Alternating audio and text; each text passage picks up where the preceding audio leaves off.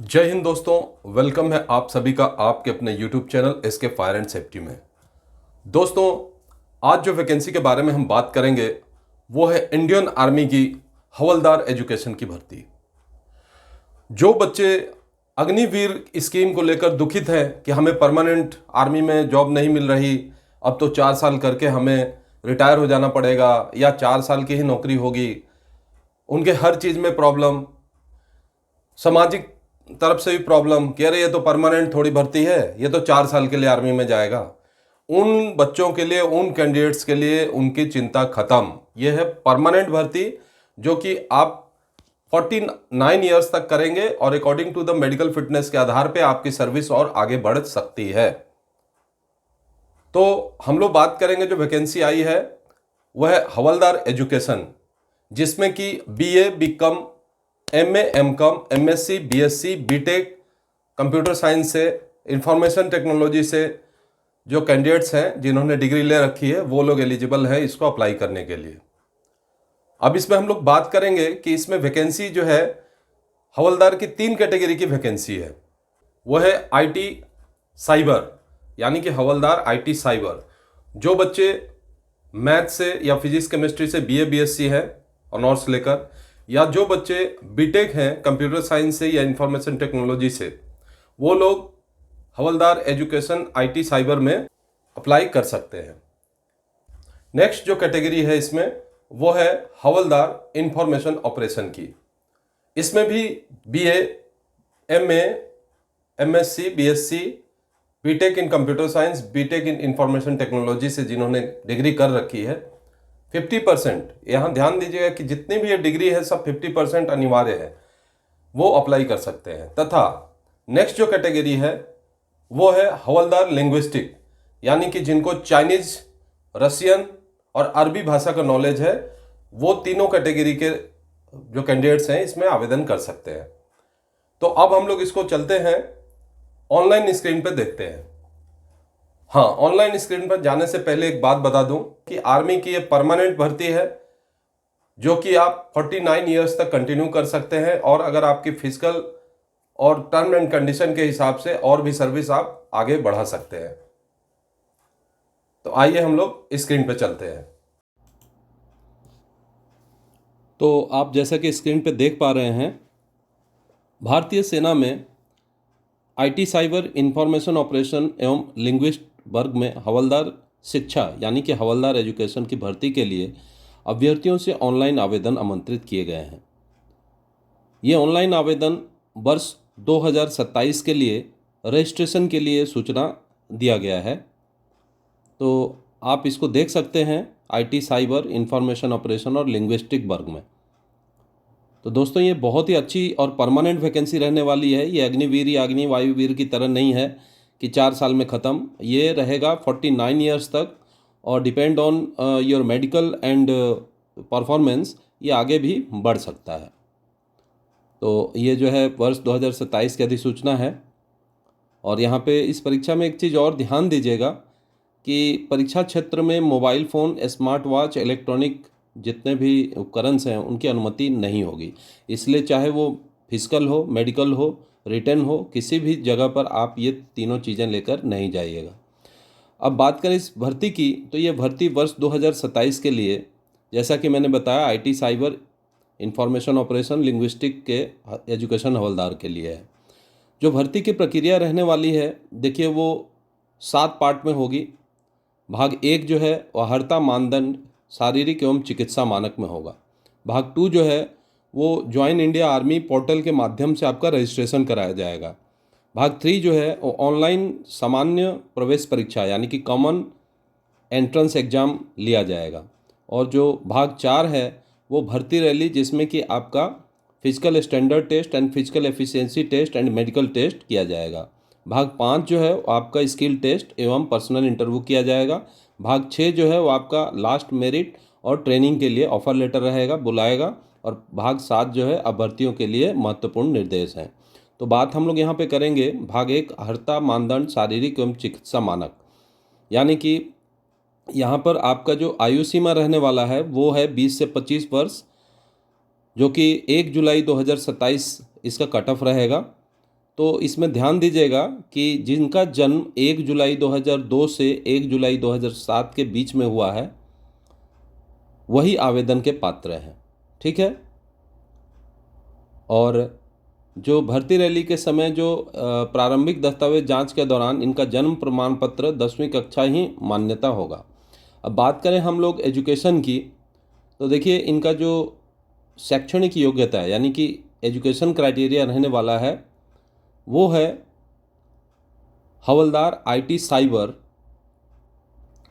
जो कि number 1 post है इसका, उसके लिए रहने वाला है मान्यता प्राप्त विश्वविद्यालय से निम्नलिखित में न्यूनतम 50% अंकों के साथ स्नातक या स्नातकोत्तर परीक्षा उत्तीर्ण होना चाहिए, ठीक है। अब इसमें देखिए इसमें प्रेफरेंस दिया गया है, प्रेफरेंस 1 एंड प्रेफरेंस 2।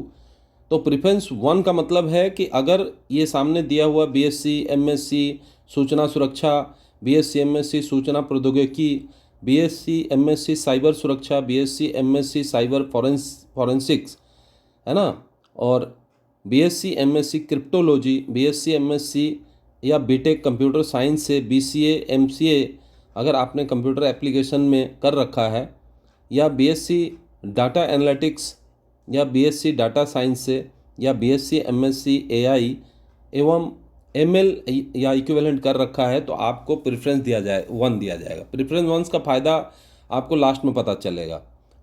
तो प्रेफरेंस नंबर 2 है जिसने BA MA BSc MSc math से कर रखा है, BSc MSc physics and chemistry से कर रखा है, वो बीटेक इलेक्ट्रॉनिक्स से कर रखा है, वो है प्रेफरेंस 2।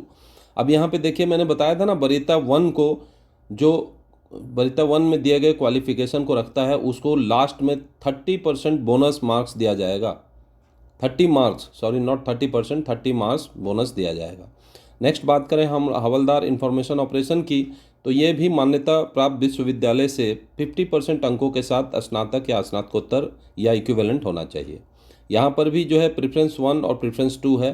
प्रेफरेंस 1 की हम लोग बात करें तो बीएससी एमएससी सूचना प्रौद्योगिकी, BSc MSc BTech computer science, BA MA mass communication, BA MA पत्रकारिता, है ना।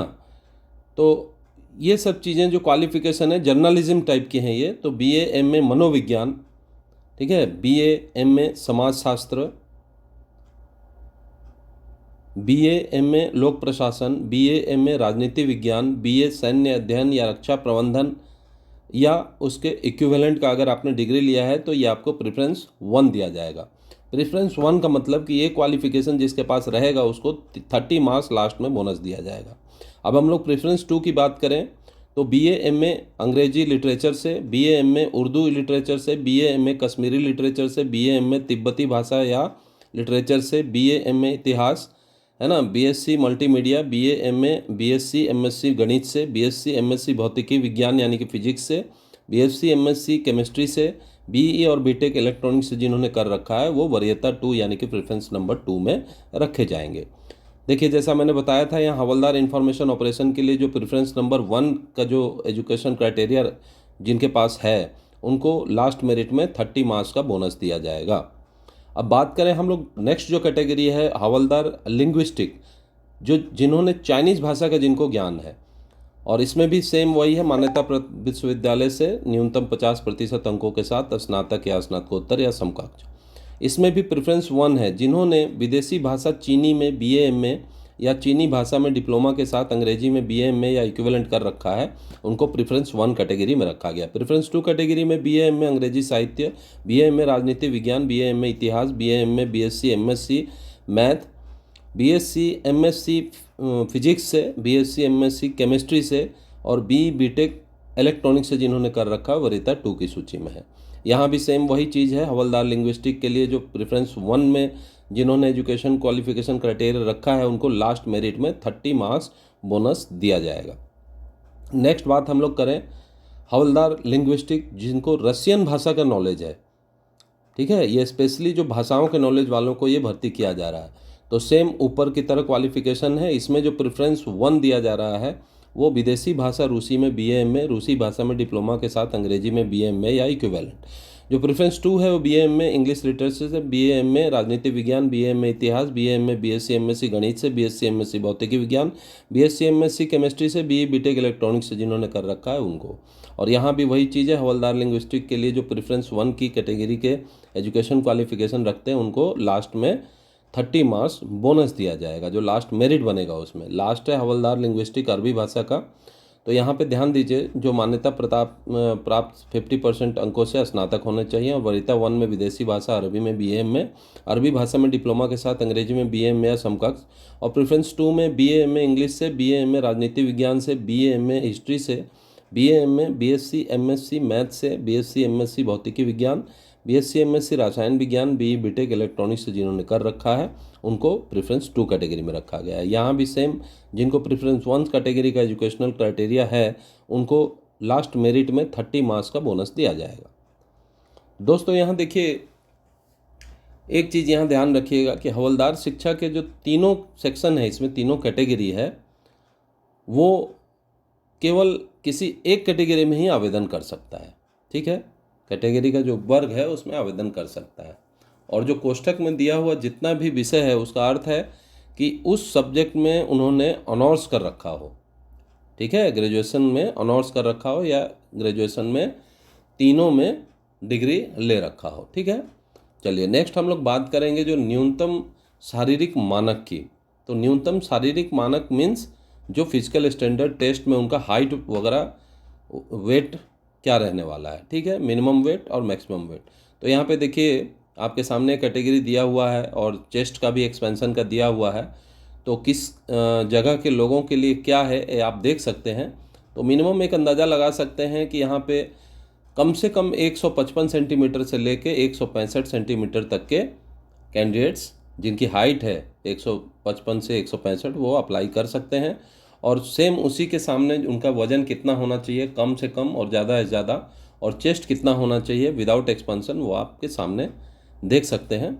तो इसे पॉज करके आराम से पढ़ लीजिए, देख लीजिए, और उसी हिसाब से आप अलर्ट हो जाए कि हाँ मैं इसमें फिट बैठ सकता हूँ। ठीक है, तो अगर आप इसमें फिट हैं तो आवेदन कर दीजिए। नेक्स्ट हम लोग बात करेंगे जो इनका मेडिकल स्टैंडर्ड, थोड़ा मेडिकल स्टैंडर्ड के हम लोग बारे में बात करेंगे।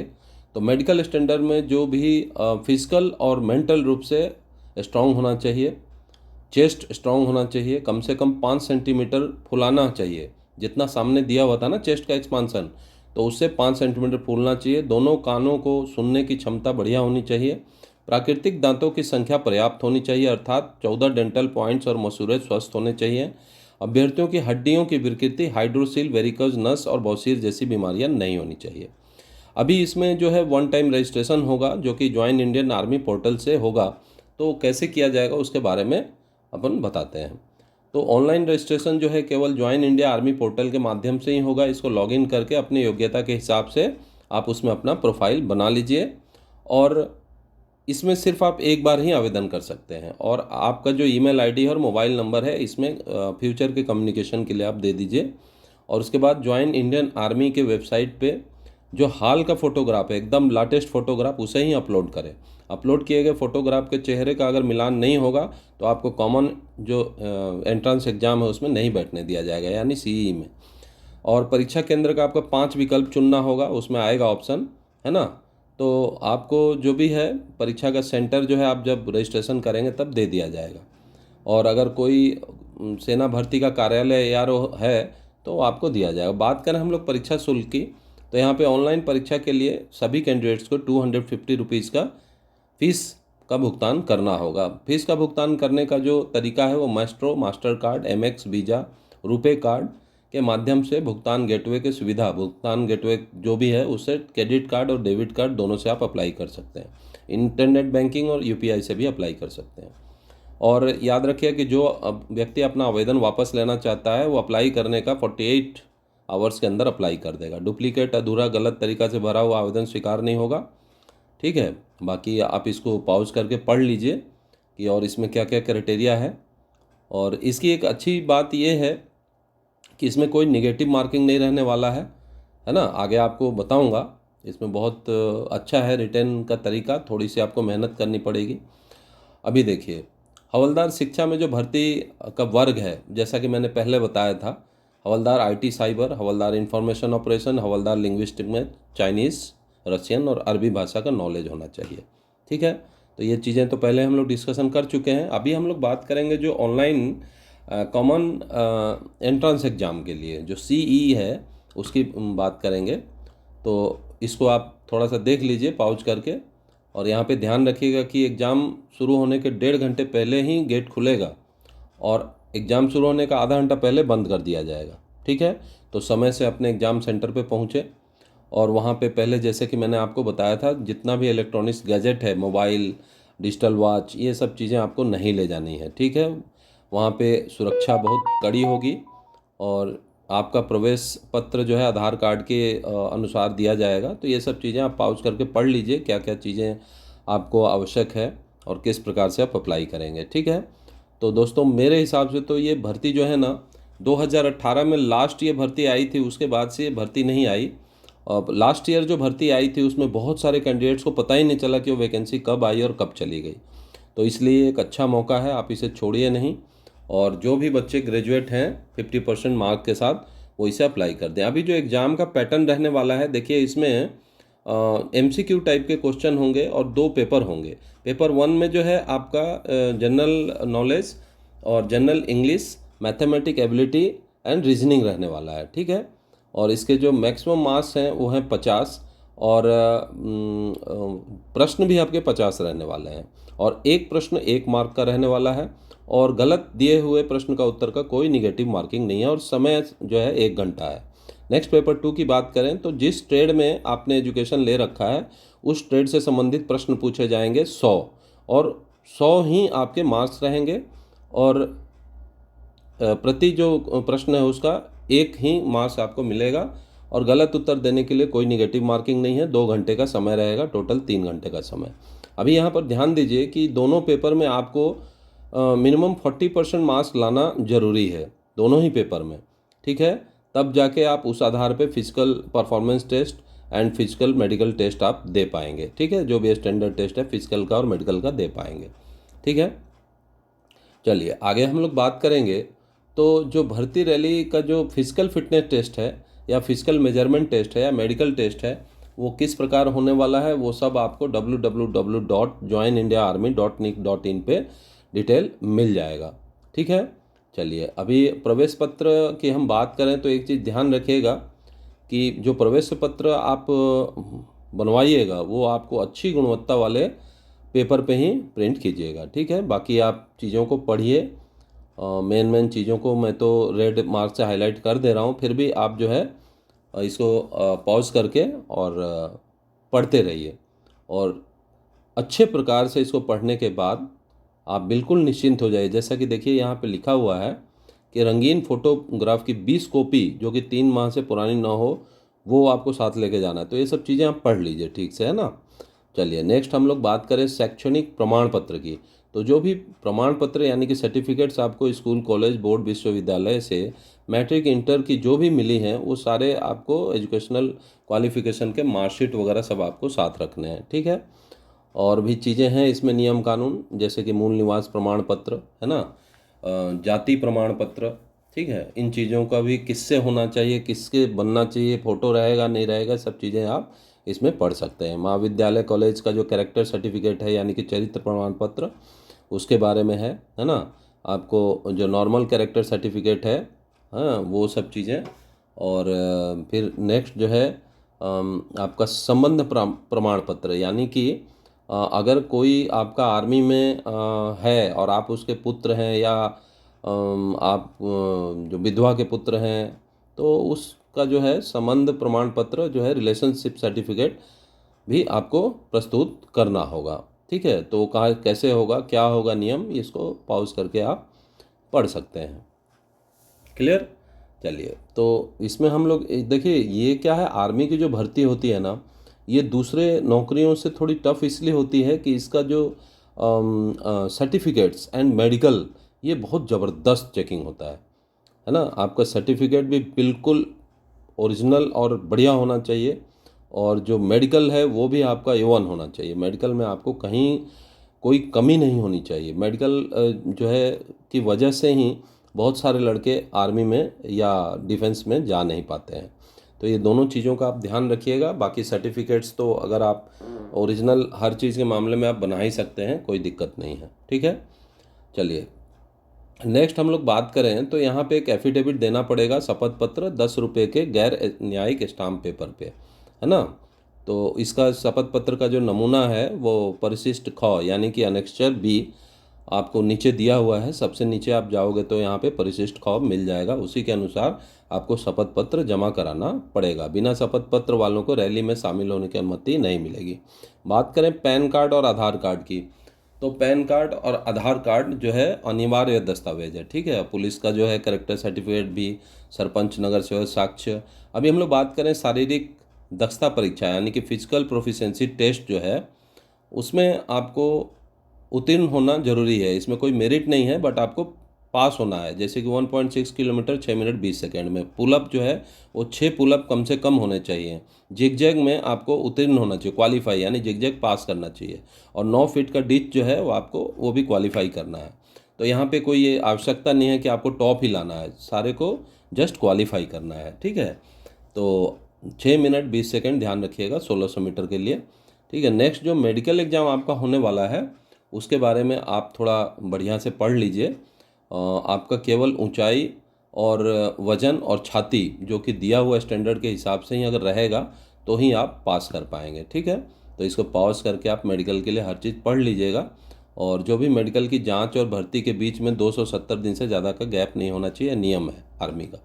ठीक है, नेक्स्ट हम लोग बात करेंगे अभिक्षमता कौशल परीक्षा और व्यक्तिगत साक्षात की, मतलब आपका स्किल टेस्ट और पर्सनल इंटरव्यू के बारे में। तो देखिए साक्षात्कार जो है आपका रहने वाला है फेज़ 2। अगर यानी कि आप शारीरिक दक्षता परीक्षा और चिकित्सा में पास होते हैं तो आपको सेना शिक्षक और प्रशिक्षण महाविद्यालय केंद्र पंचमढ़ी में इंटरव्यू के लिए चुना जाएगा। ठीक है, तो यानी कि आप फिजिकल एग्ज़ाम पास करने के बाद ही आपको इंटरव्यू होगा। ठीक है, और पर्सनल इंटरव्यू जो है वो पंचमढ़ी मध्य प्रदेश में ही होगा।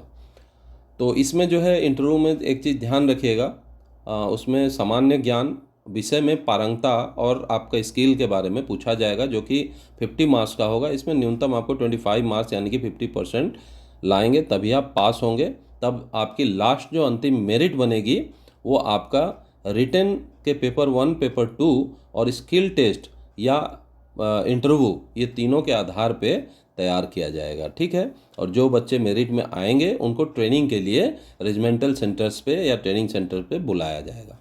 ठीक है, अच्छा यहाँ पे एक चीज़ बहुत इम्पॉर्टेंट है, ध्यान दीजिएगा कि जैसा कि अग्निवीर वगैरह है 4 साल के लिए, वैसा ये नहीं है। ये परमानेंट भर्ती रहने वाला है, जो कि 24 वर्ष का आपका सेवा रहेगा। और आपका सब कुछ बढ़िया रहा तो 2-2 वर्षों करके ये 49 ईयर्स तक बढ़ाया जा सकता है। ठीक है, तो और भी अगर आपका अच्छा परफॉर्मेंस रहा तो 49 से ऊपर भी आपको एज तक नौकरी कराया जा सकता है। और यहाँ ध्यान दीजिएगा कि पंचमढ़ी मध्य प्रदेश में सिलेक्शन होने के बाद 4.5 महीने की ट्रेनिंग, और फिर उसके बाद जो पंचमढ़ी मध्य प्रदेश में ही 8.5 महीने 8 महीने की ट्रेनिंग जो है आपकी होगी, यानी कि 2 पार्ट में ट्रेनिंग होगी।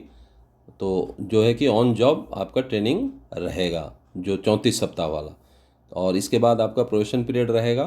तो प्रोबेशन पीरियड के दौरान भी अगर आप कोई गलती करते हैं या आप लापरवाही करते हैं तो आपको सेना से जो है आपकी सेवा समाप्त की जा सकती है। ठीक है, अभी तैनाती और नियुक्ति की हम लोग बात करें तो जो हवलदार एजुकेशन हैं उनको गैर कमीशन अधिकारी के तौर पे भी कमीशन किया जा सकता है, कहीं भी किसी भी राज्य में और किसी भी देश में।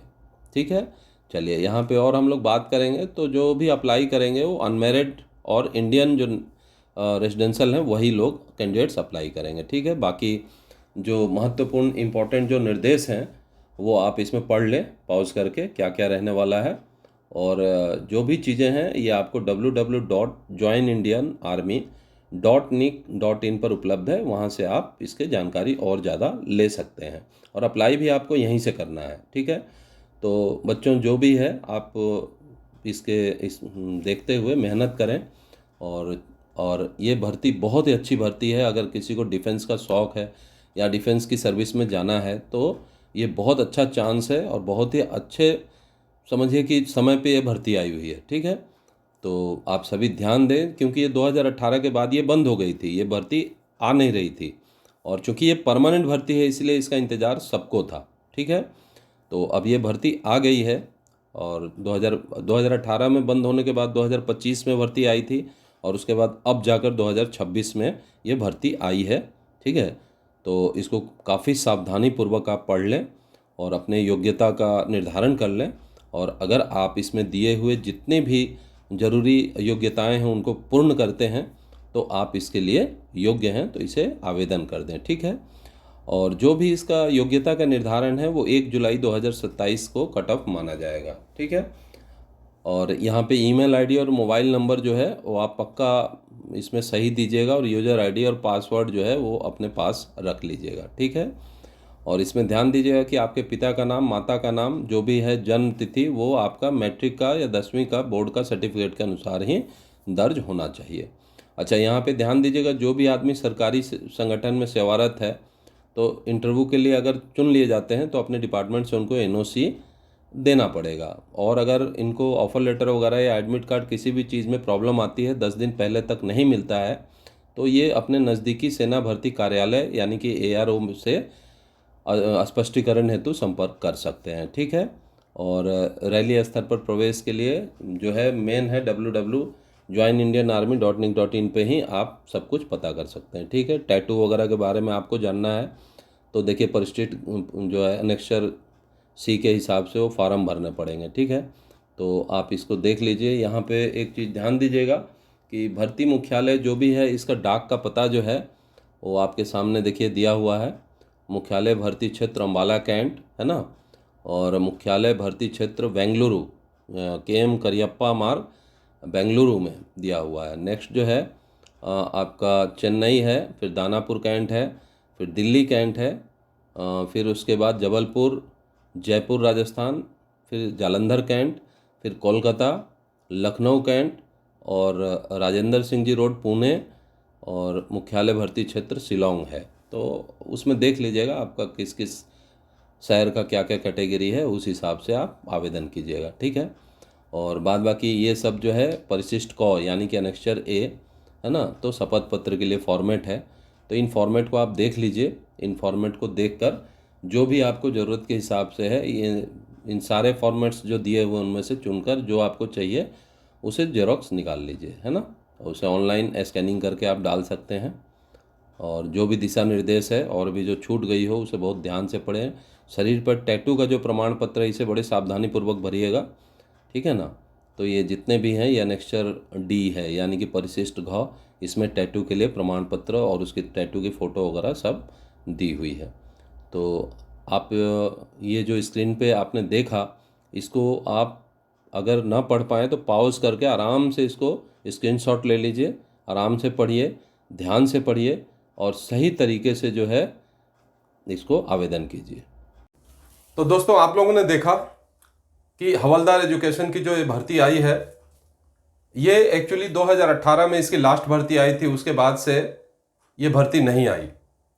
लेकिन पिछले साल 2025 में जो वैकेंसी आई थी वो कैंडिडेट्स को नहीं पता होने के कारण बहुत ही कम संख्या में आवेदन प्राप्त हुआ और जो आवेदन करने वाले कैंडिडेट्स थे इसका मिनिमम जो क्वालिफाइंग मार्क्स है 40% जो रिटन टेस्ट में, उतना भी नहीं ला पाए और कई वैकेंसियां खाली गई। तो इस बार 2026 में जो 2027 के लिए जो वैकेंसी आई है तो मुझे उम्मीद है कि आप लोग ये वीडियो को देखकर और ज़्यादा से ज़्यादा संख्या में आवेदन करेंगे। और जैसा कि मैंने आपको ऑन द स्क्रीन सब कुछ बता दिया कैसे आवेदन करना है, क्या क्वालिफिकेशन रहेगा, मेडिकल सिस्टम क्या रहेगा, सिलेक्शन प्रोसेस क्या रहेगा, PFT PST क्या रहेगी, वो सब कुछ देखकर आप आवेदन करें। और वीडियो देखने के लिए धन्यवाद। आगे भी मेरे साथ जुड़े रहने के लिए वीडियो को और चैनल को लाइक शेयर सब्सक्राइब जरूर करें और फॉलो भी करें। जय हिंद, वंदे मातरम।